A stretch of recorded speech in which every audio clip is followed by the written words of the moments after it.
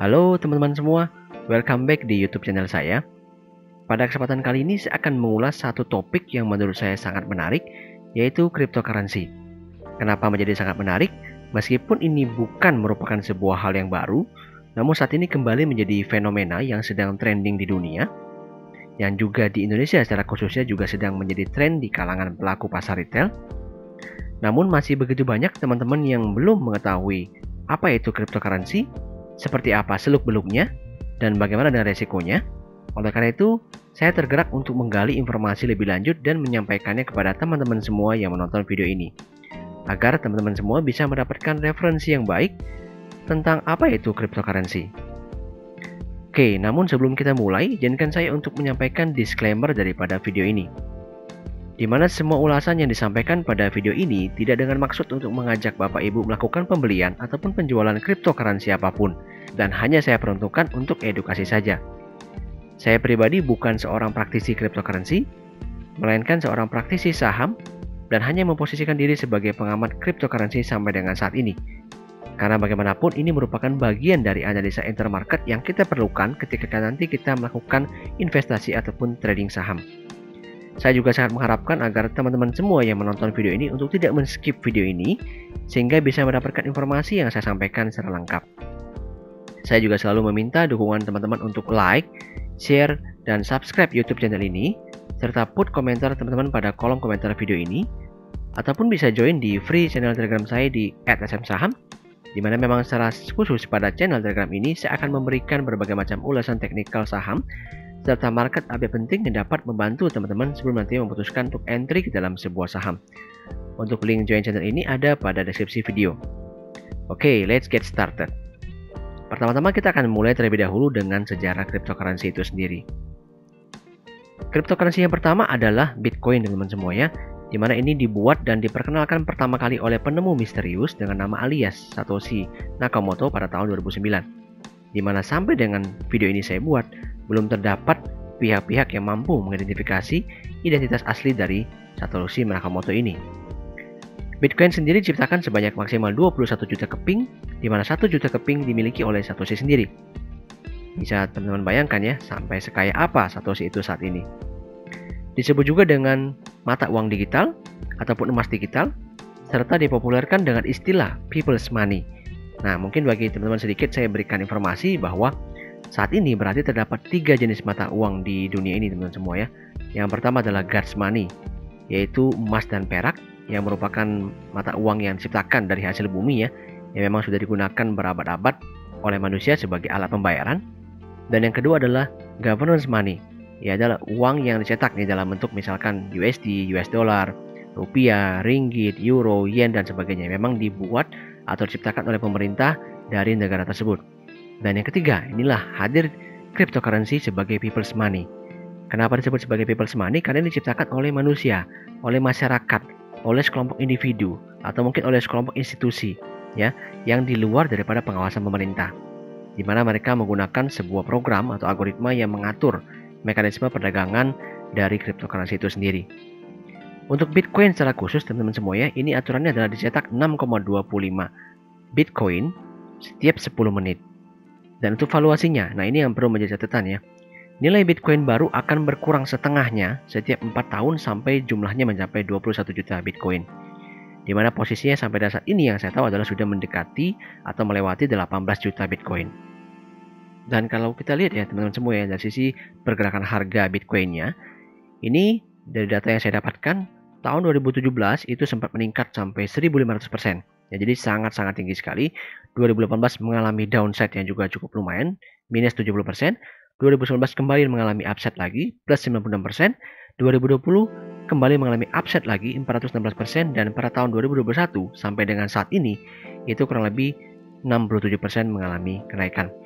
Jadi bisa dibayangkan ya, kenaikannya dari 909 US dollar pada tahun 2017, itu meningkat sampai dengan 55.500 US dollar tahun 2021, berarti sudah meningkat 6.100%. Ya, memang sangat luar biasa sekali, sehingga tentu sangat wajar menarik minat dari banyak pelaku pasar untuk melakukan entry ke dalam Bitcoin atau membeli Bitcoin itu sendiri, karena memang harganya kenaikannya sangat fantastis. Oke, Yang kedua ingin saya sharingkan adalah bagaimana caranya kita memiliki cryptocurrency itu sendiri. Terdapat beberapa cara teman-teman semuanya, di mana tentu syarat pertama adalah teman-teman harus bisa memiliki namanya dompet ataupun wallet cryptocurrency. Untuk dompet ini nanti akan saya jelaskan pada bagian penjelasan tentang wallet cryptocurrency. Nah, sekarang kita bicara mengenai caranya terlebih dahulu. Yang pertama adalah dengan cara menambang. Ini adalah cara konvensional yang memang dibuat untuk kita memiliki cryptocurrency. Disebut juga dengan miners ya. Caranya cukup banyak teman-teman semuanya. Cara yang pertama adalah dengan memecahkan kode-kode kriptografi rumit ini dengan bantuan aplikasi penambangan dan juga hardware yang mumpuni. Jadi kita ada install aplikasi, ada hardware juga ya, harus cukup resource-nya, harus kuat, baru bisa melakukan penambangan Bitcoin itu sendiri ataupun koin-koin lainnya. Jadi ya, dimana dengan cara seperti ini cukup costly teman semuanya berdasarkan informasi yang saya dapatkan. Karena proses yang terjadi pada PC kita, pada komputer kita itu akan berjalan seharian ketika melakukan mining, ketika melakukan penambangan. Dan saat ini cenderung boros ya. Jadi energinya cukup boros, listriknya cukup boros. Namun kita hanya bisa mendapatkan sedikit Bitcoin. Kenapa seperti itu? Ya karena kan jumlah koinnya sudah cukup banyak diedarkan seperti itu. Beda dengan waktu 3 atau 4 tahun yang lalu. Nah seperti itu.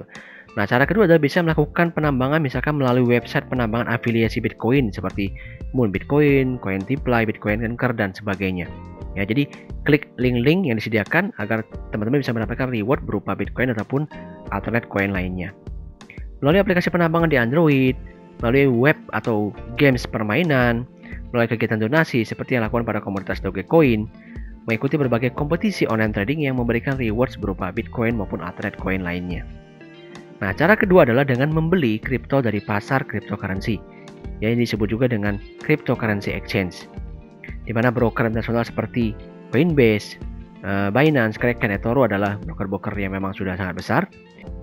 Kemudian broker lokal yang memang sudah diakui oleh Bapepti ya, berdasarkan peraturan tahun 2019 terdapat 13 perusahaan ya, disebut juga dengan digital platform trading cryptocurrency. Ini sebanyak 13 perusahaan sudah diakui. Jadi teman-teman tinggal buka aja salah satu akun dari 13 perusahaan ini jika ingin melakukan trading ya cryptocurrency dengan banyak pelaku pasar lainnya. Berikutnya kita akan lihat sedikit ya tentang jenis-jenis cryptocurrency. Akan sangat banyak sekali teman-teman semuanya. Berdasarkan informasi yang saya terima sampai dan saat ini sudah ribuan. Bahkan ada satu sumber yang mengatakan sudah 9 ribuan. Ya dari list yang saya berikan ini sudah cukup kelihatan ada 10 yang paling paling famous, yang paling cukup banyak transaksinya. Mulai dari Bitcoin sampai dengan yang paling terakhir adalah Litecoin. Dan kalau dihitung dari jumlah transaksinya yang paling populer ya adalah Tether, diikuti dengan Bitcoin, Ethereum, Ripple dan juga Dogecoin. Ya, jadi per April 2021 sampai dengan video ini saya buat, yang paling besar transaksinya adalah Tether. Ya, berikutnya diikuti dengan apa yang saya sebutkan ini. Nah, sedikit cerita kenapa Tether ini cukup banyak ditransaksikan atau dimiliki oleh pelaku pasar, karena memiliki sebuah fitur unik, yaitu menjanjikan kestabilan di 1 US dollar. Ya, saya pribadi tidak mengetahui secara pasti seperti apa, tapi kalau melihat pergerakan harganya memang dia tidak jauh-jauh dari situ ya. Dia 0,99, nanti naik ke 1,01, nanti turun lagi, naik lagi. Jadi mungkin ada fitur yang dibuat oleh penciptanya agar bisa menjaga kestabilan harganya di rentang sekitar area 1 US dollar. Mungkin ini membuat banyak pelaku pasar cukup percaya diri membeli koin daripada Tether ini. Ya, seperti itu. Oke, sekarang kita bicara mengenai wallet yang saya sebutkan di depan tadi. Nah, fungsi daripada wallet teman-teman semuanya adalah sebagai tempat menyimpan. Jadi kalau teman-teman membeli atau mendapatkan cryptocurrency, mau Bitcoin maupun alternate coin lainnya, itu harus disimpan dalam sebuah tempat penyimpanan. Ya, itu disebut sebagai wallet.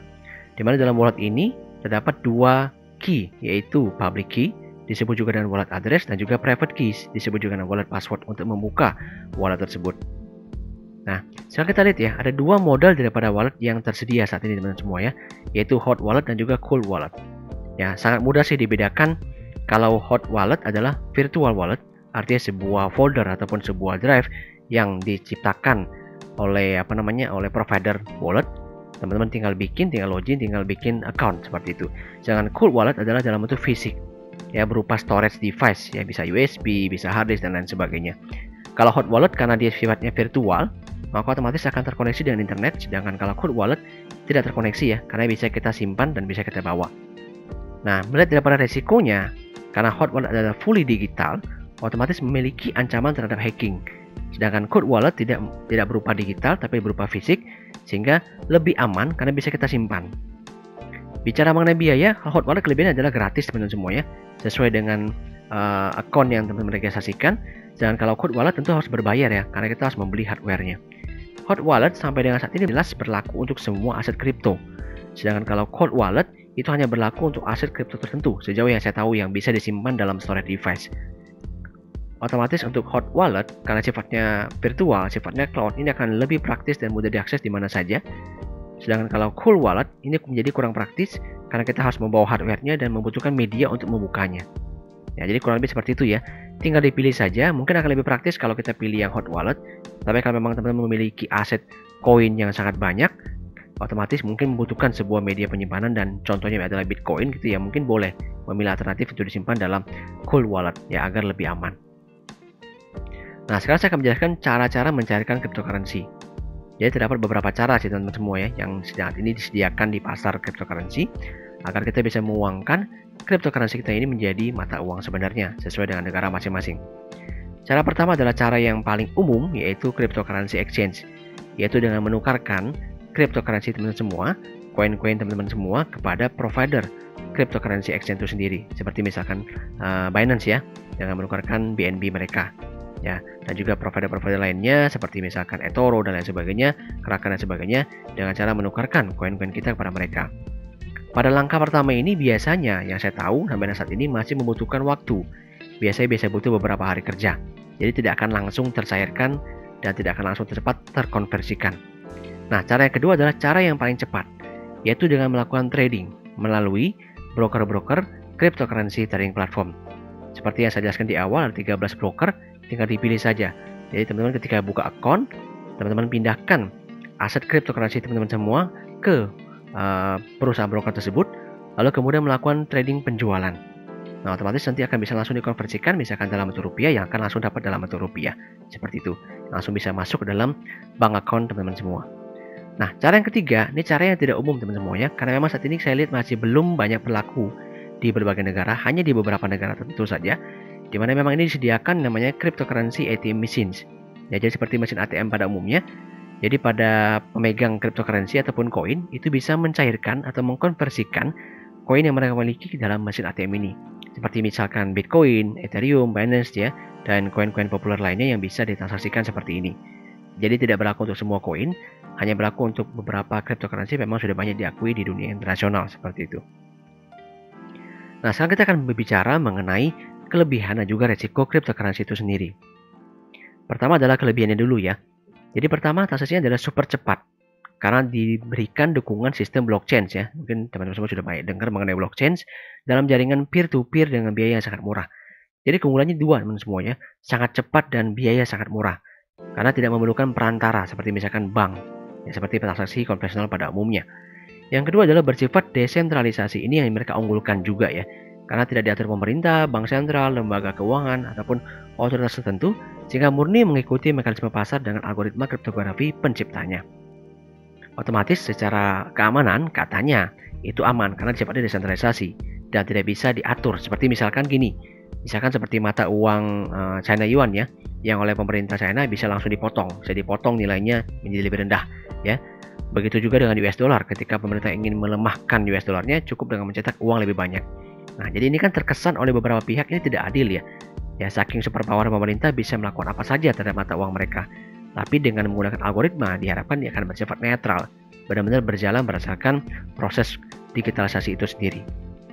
Dan yang ketiga adalah berpotensi menjadi alat pembayaran online di masa depan dan diversifikasi instrumen investasi yang menarik.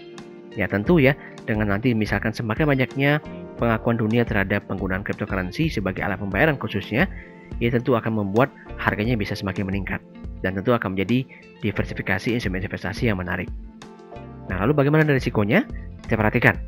Yang pertama adalah risiko transaksi pasar gelap teman-teman semua ya.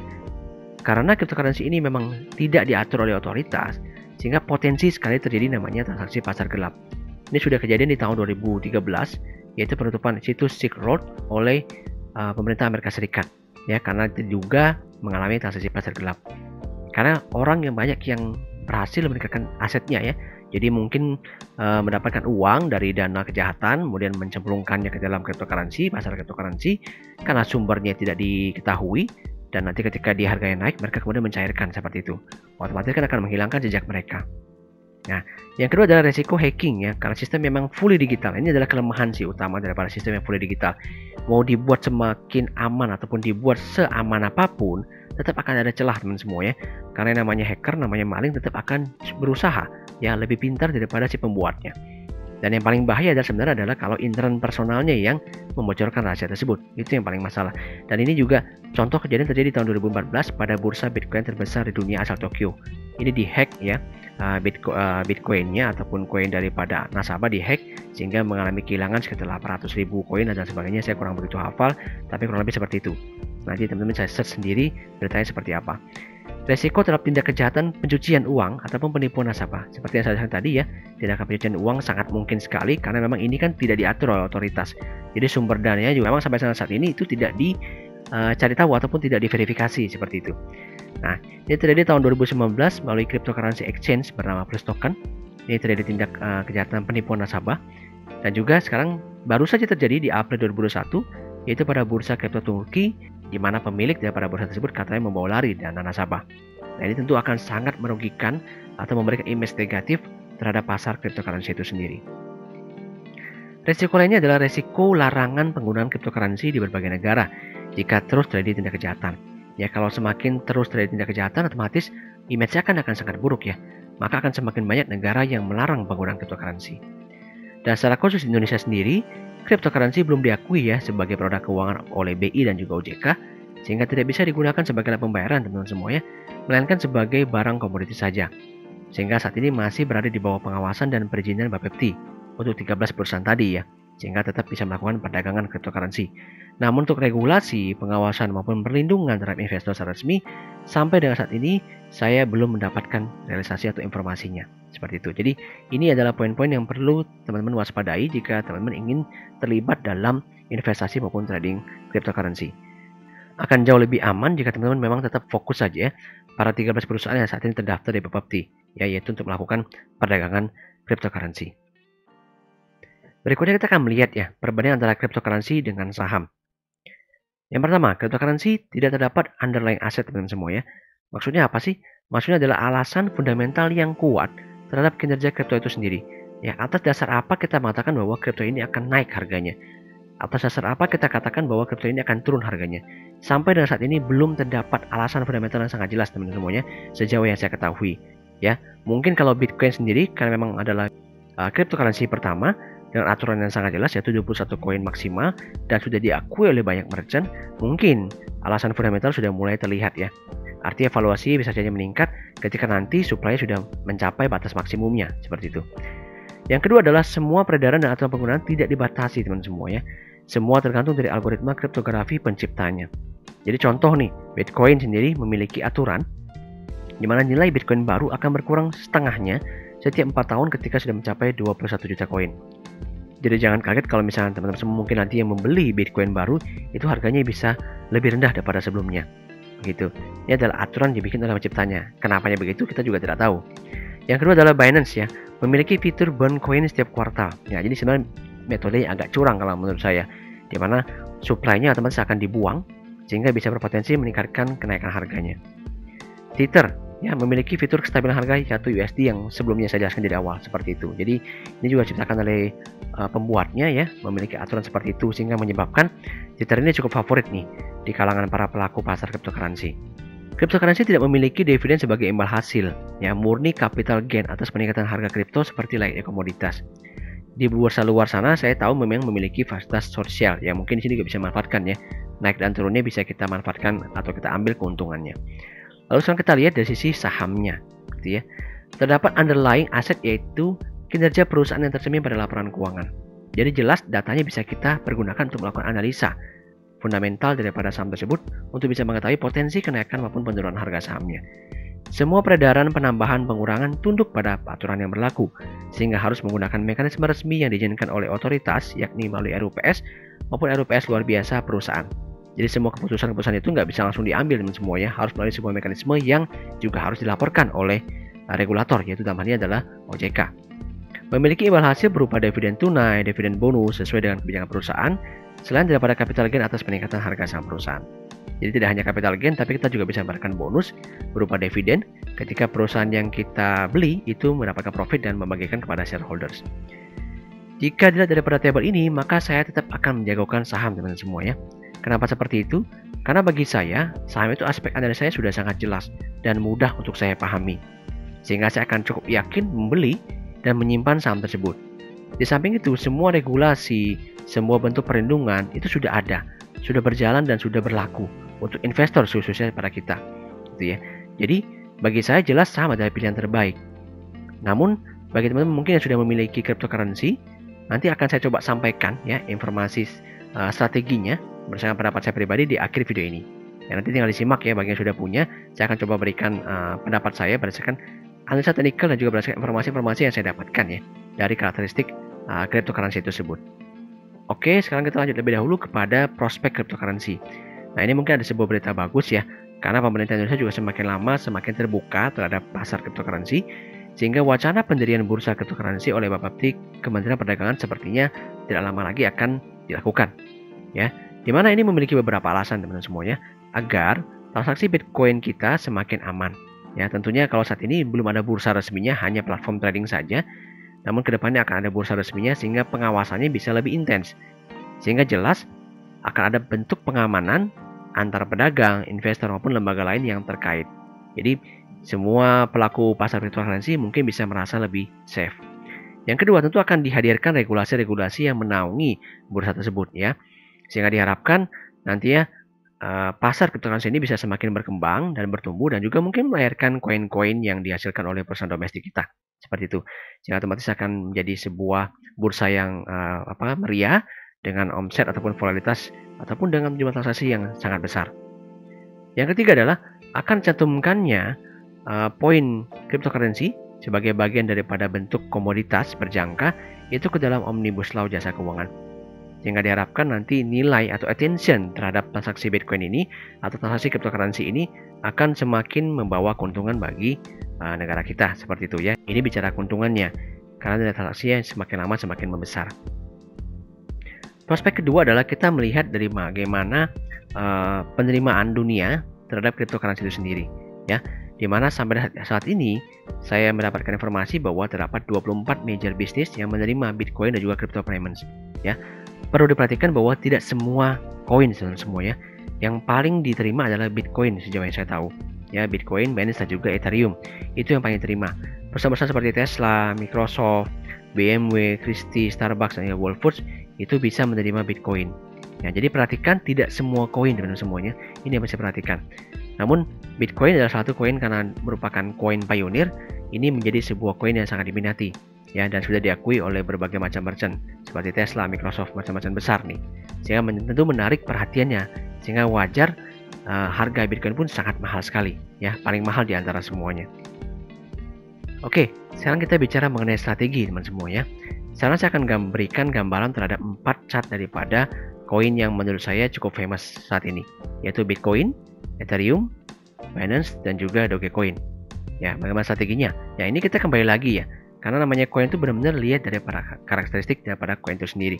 Contoh misalkan Bitcoin ya, dengan adanya aturan 21 juta keping, maka otomatis dengan melihat tren peningkatan harganya dan bagaimana dunia menerima Bitcoin sebagai alat pembayaran merchant internasional ya, ini tentu akan bisa meningkatkan harga Bitcoin ke depannya ya. Dan melihat daripada tren kenaikan harganya yang semakin lama semakin meningkat dan sebentar lagi supply akan mencapai titik maksimumnya, ya maka bagi teman-teman semua yang memang memiliki Bitcoin di harga bawah ya masih bisa hold kalau menurut saya ya. Silahkan terus diperhatikan pegangan harga sahamnya, di mana secara jangka pendek saat ini masih cenderung tertekan teman-teman semua ya. Tapi kalau bagi investasi ya strategi yang layak mungkin masih bisa buy and hold seperti itu. Tapi jangan masuk di posisi harga sekarang karena memang sudah sangat-sangat tinggi sekali. Ini hanya berlaku untuk yang memang sudah memiliki di bawah. Ya mungkin sudah punya 2 atau 3 tahun lalu. Selamat untuk teman semua. Kalau memang sudah punya, ya silakan di hold saja. Ya, diikuti terus pergerakannya, diikuti terus update beritanya, bagaimana nanti prospek kedepannya daripada Bitcoin itu sendiri. Yang kedua adalah Ethereum ya. Kenapa ini menarik? Karena ini sudah diakui oleh pemerintah Rusia sejauh yang saya tahu dan mulai diperkenalkan kepada negara-negara afiliasi Rusia sendiri itu untuk dipergunakan. Ya tentu prospek kepopuleran Ethereum kedepannya akan semakin bagus dan tentu akan bisa meningkatkan juga demand terhadap pengguna Ethereum sendiri. Dan kalau kita lihat dari sisi chartnya, ini jelas masih sangat uptrend. Sehingga mungkin bagi teman-teman yang punya Ethereum di harga bawah, beli 2 atau 3 tahun lalu ya sama seperti Bitcoin, itu silahkan hold saja. Ya silahkan put long namanya gitu ya. Tapi kalau ingin trading, saya melihat ini agak kurang ya, agak kurang volatilitasnya sehingga menjadi kurang menarik sih kalau untuk trading. Yang ketiga adalah Binance ya. Nah, seperti yang saya informasikan sebelumnya bahwa Binance ini memiliki fitur burn coin setiap kuartal teman semua ya. Artinya memang ada peluang ya, selalu akan ada peluang bagi Binance ini untuk mengalami lonjakan harga ketika supply itu dihancurkan. Dan ini terlihat juga dari sisi technical chartnya, ini masih bergerak uptrend. Dan melihat kepopuleran Binance yang semakin lama semakin meningkat, tentu akan bisa meningkatkan demand-nya ke depannya ya, demand penggunaannya, karena setahu saya perusahaan yang menaungi Binance ini itu berjualan tentang teknologi juga gitu ya. Jadi mungkin ke depannya akan semakin menarik minat pelaku ataupun merchant internasional untuk menggunakan Binance sebagai alat pembayaran mereka. Ya, kalau bicara investasi, sekali lagi kalau yang punya di bawah yang sudah beli 2-3 tahun lalu sama seperti Bitcoin atau Ethereum ya silahkan hold saja. Kalau untuk trading menurut saya kurang menarik karena harganya juga sudah mahal. Jadi Ethereum, Bitcoin, sampai Binance itu kurang menarik untuk melakukan trading karena harganya sudah sangat mahal. Sehingga volatilitasnya juga tidak terlalu sangat signifikan. Yang keempat adalah Dogecoin. Nah, ini saya pilihkan kenapa? Karena merupakan salah satu ya, setahu saya adalah favorit pelaku pasar retail. Kenapa? Karena harganya sangat murah sekali. Ya, dimana kalau melihat chartnya di sini ya kelihatan sekali ini sangat-sangat volatile sekali. Sehingga rekomendasi yang cocok untuk Dogecoin adalah melakukan trading jangka pendek teman semua ya. Melakukan day trading secara khusus ya. Beli besok jual atau beli sore jual seperti itu. Melihat volatilitasnya yang sangat-sangat tinggi. Sedangkan jika bicara investasi, kalau sampai dengan saat ini menurut pendapat saya pribadi itu belum layak. Kenapa? Karena saya belum melihat bagaimana pengakuan dunia internasional terhadap penggunaan Dogecoin ini. Ya, mungkin kalau kedepannya bisa digunakan secara massal oleh merchant, ya mungkin baru akan menarik. Namun perlu diketahui bahwa Dogecoin ini prinsipnya teman-teman ya, itu unlimited supply. Jadi akan terus bertambah terus-menerus tanpa ada batasan sama sekali. Ya, jadi benar-benar dia mengandalkan mekanisme pasar. Dengan saking banyaknya jumlah koin otomatis bisa menjadi ruang untuk beli dan jual kan seperti itu. Tapi kalau untuk investasi saya belum lihat itu karena belum diakui sampai saat ini setahu saya sebagai alat pembayaran resmi dibandingkan Bitcoin, Ethereum maupun Binance. Itu jauh sih populernya dalam hal bidang pembayaran transaksi jual beli online seperti itu. Oke, saya rasa cukup ya sharing informasi saya tentang cryptocurrency. Semoga bisa memberikan manfaat yang baik untuk teman-teman semua. Silahkan nonton kembali dari awal hingga akhir. Bagi teman-teman yang mungkin ingin membeli cryptocurrency, silahkan dilihat kembali, dipelajari kembali, dipahami kembali kelebihan juga resiko daripada cryptocurrency ini sendiri dan bandingkan dengan saham juga ya. Secara fair kita harus bandingkan, baru nanti bisa memutuskan apakah untuk membeli cryptocurrency ini apa tidak. Sedangkan bagi teman-teman yang memang sudah memiliki cryptocurrency, maka saya sarankan untuk menggali lebih lanjut informasinya, bagaimana aturannya, bagaimana unique point dari setiap koin yang teman miliki, agar nanti bisa memaksimalkan strategi investasi maupun trading pada koin tersebut. Oke, terima kasih atas waktunya and see you in the next video.